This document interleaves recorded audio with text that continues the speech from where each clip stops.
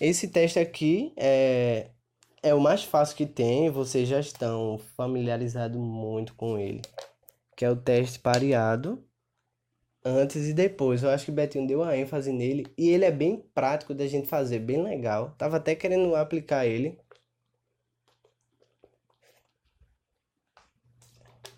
E como a gente faz esse teste? Já, o nome já diz, ó, teste T-Student para duas amostras pareadas. O que a gente fez até agora foram amostras independentes. Como assim amostra independente? Eu estou lá no meu campo de pesquisa, eu vou gerar um resultado. Se eu quero saber se esse resultado é diferente significativamente do resultado do outro colega que pesquisou no, numa mesma praia, só que em locais diferentes, eu posso comparar. Se o esforço, se o meu esforço amostral e o dele forem parecidos, aí tá o teste de rarefação. Enfim, posso comparar. São duas amostras, ó, independentes. Eu fiz a minha e ele fez a dele. Não que seja no mesmo tempo. Possa ser que eu fiz a minha hoje, em 2019, e tem dado de 1900 e cacetada. Eu quero comparar se existem diferenças entre os meus e os deles. Isso são amostras independentes. Aqui agora são amostras dependentes, são amostras pareadas. Como assim pareadas? É quando duas amostras, como eu disse, são dependentes, ela ocorre aos pares. Ou representam situações como antes e depois, que é bem fácil de pensar. Por exemplo, um pesquisador está avaliando se um antidepressivo afeta a pressão arterial dos pacientes. Então, o que é que ele vai fazer? Ele vai pensar aqui numa hipótese, sei lá, numa metodologia. Ele vai aplicar o antidepressivo na pessoa e vai calcular a pressão arterial da pessoa antes de tomar esse antidepressivo e depois de tomar esse antidepressivo. O que é que a gente poderia fazer aqui também? Esquece o antidepressivo. O que é que a gente poderia simples? Tem diferença significativa na minha pressão, se eu fizer exercício físico ou não? O que é que eu faço? Passo um mês de boa. Passo um mês aqui sem fazer exercício nenhum, um mês totalmente sedentário e vou tirando minha pressão todo dia. A partir do final do mês, eu vou gerar uma tabela e o mês seguinte eu começo a fazer exercício físico, começo a fazer esteira, começo a fazer caminhada e no final do dia eu vou aferir a minha pressão, e vou todo mês e vou gerar um resultado. A partir disso, vamos ter dados antes e depois, totalmente dependente, porque é a mesma pessoa. Então, ó, tá vendo esses dados antes e depois? Eles são totalmente dependentes entre si. É a mesma pessoa que representa esses dados. Teste de hipóteses. Existem diferenças significativas entre as médias A1, entre a média 1 e a média 2. Sempre esses testes são por média. H0, não existe diferença significativa entre as médias. H1, existem diferenças significativas entre as médias, sim. Como é que a gente vai fazer isso? Ó, sempre monta uma tabela organizada, ó. Tabela, ó, antes e depois, o número de amostras, tudinho, faz a soma, faz a média também. E o que é esse D? D nada mais é do que a diferença entre antes e depois. 133 menos 132 é 1. Então, ó, tu vai fazer isso para cada valor. E o D ao quadrado é só pegar esse D e elevar ao quadrado. 4 ao quadrado, 16. 8 ao quadrado, 64. 7 ao quadrado, 49. Faz isso tudinho. Sempre soma e média de todos. Menos esse D2, D ao quadrado, que não precisa. Após isso, a gente vai calcular o valor crítico do teste. Já fez aqui. Ah, tá aqui. Ah, sim, vai calcular o valor crítico antes do calculador. O que é que a gente faz? Olha como é que a gente faz isso daí. Pareado. T é igual a D vetor, um vetor em cima do D, isso representa uma média do D sobre EPD.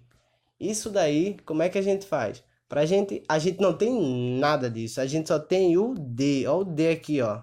Aqui, ó, 15,8. A gente só tem, ó, esse valor aqui. A gente não tem os outros. A gente só tem esse. O que é que a gente faz agora? A gente vai achar os outros valores. Tá tudo dado pelo formulário de Betinho. Tudo dado. Ó, a gente tem que focar nisso daqui. Isso é o principal. A gente não tem o EPD.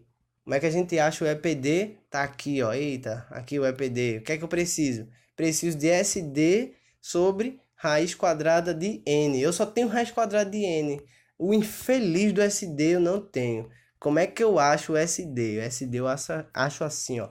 Soma de todos os valores da diferença ao quadrado menos o número da tua amostra vezes a média da diferença ao quadrado dividido pelo n menos 1. Simples, ó. Tá tudo lá, ó. Tu já fez isso daqui, ó, que eu disse que era para fazer, ó. Esses valores aqui de baixo vão me responder exatamente isso, ó.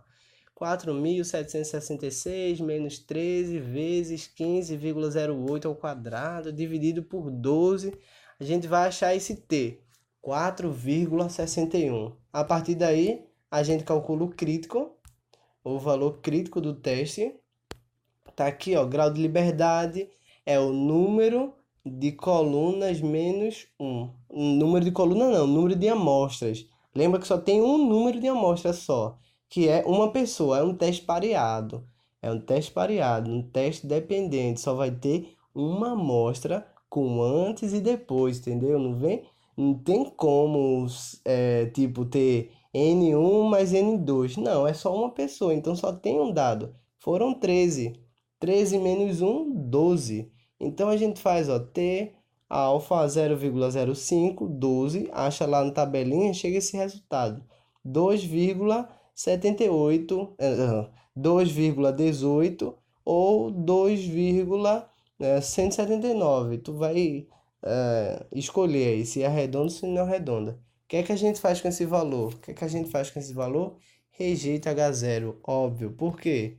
O T crítico, ó, foi 4,61 e o T calculado foi 2,79. O T calculado é muito maior que o T crítico. Nisso a gente rejeita H0. Existe diferença significativa sim. Então o antidepressivo ele está alterando a pressão arterial dos pacientes. Não sei se é para mal ou se é para bom. Só sei que tem diferença significativa sim. Ele altera, exatamente. Então, ó, rejeita H0. Existem diferenças significativas sim. A diferença entre as duas amostras é significativa. O antidepressivo, ó, afeta a pressão arterial diastólica dos pacientes. Beleza. O que é que a gente faz agora? Qi quadrado para duas amostras independentes.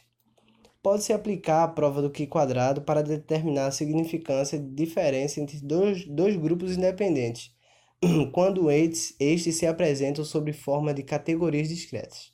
A hipótese a ser comprovada é a de que dois grupos diferem em relação a uma determinada característica. Está aqui, ó, a fórmula do Qi quadrado, onde R é igual a linhas. É bom vocês anotarem, ó, isso daqui no formulário, senão vai confundir tudo. R é linha, K coluna. Grau de liberdade, R menos 1, K menos 1. Tá, a partir daí, ó, a gente consegue calcular facilmente isso. Percebe que é a mesma coisa que a prova anterior. Tu vai ter um valor observado e tu precisa ter um valor esperado. Para isso, é o mesmo esquema. O mesmo esquema. A gente pega, ó, 43, multiplica, ó, por 44, o resultado divide por 95 e a gente vai chegar a esse valor aqui, 19,9, que é um valor esperado para o primeiro número, que é o número 12. Isso a gente vai fazer para cada um número desse. Por exemplo, eu quero fazer para o número 9, eu pego 43, multiplico, em vez de ser 44, eu multiplico pela mesma linha dele, pelo valor correspondente, que é o 15. Divido pelo número 95 e vou obter esses resultados aqui. Com isso eu vou preencher a minha tabela. A minha tabela esperada, ó, tá vendo, ó? 43, ó, vezes 44 dividido por 95. 43, 44. Cruzo os dois, chego aonde? Fica mais fácil assim, ó. Ó, 43 tá aqui, 44 tá aqui. Eita, que linha maravilhosa. 44 tá aqui. Cruzo os dois, quem é que estão se encontrando? É o 12. Então, o 12 é o valor que eu quero representar esperadamente.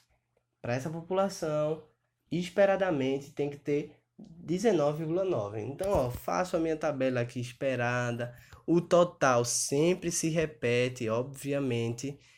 Quer tirar a prova dos 9? Soma o valor aqui, ó, 19,9 mais 24,1 dá 44. Se não der 44, tu fez errado. Fez errado, faz de novo, presta atenção que tá errado. A partir daí, a gente vai tirar a prova do Q quadrado para duas amostras independentes. Como é que faz isso?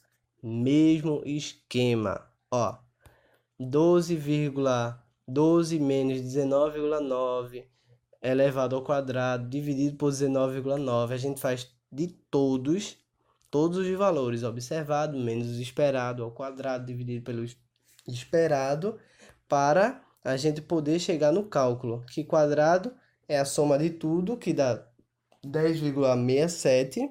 E o grau de liberdade, como é o grau de liberdade? Número de colunas e de linhas menos 1. Isso tudo vezes, por exemplo, 3 menos 1, 2. 2 menos 1, 1. 2 vezes 1, 2. Então, no Q quadrado, pelo número 2 lá, a gente vai achar um valor de 5,99. Qual é o resultado? Rejeito H0.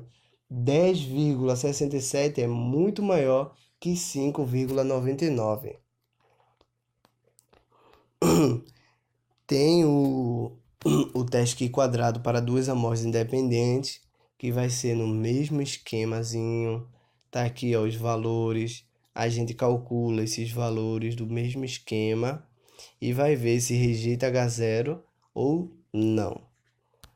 E a partir daí, o resto que sobra, Betinho não cobra. Esse teste exato de Fisher, esse correlação de Yates, sei lá, não cobra. Então, para a prova, é só até aí e mais a nova que eu vou gravar o vídeo agora.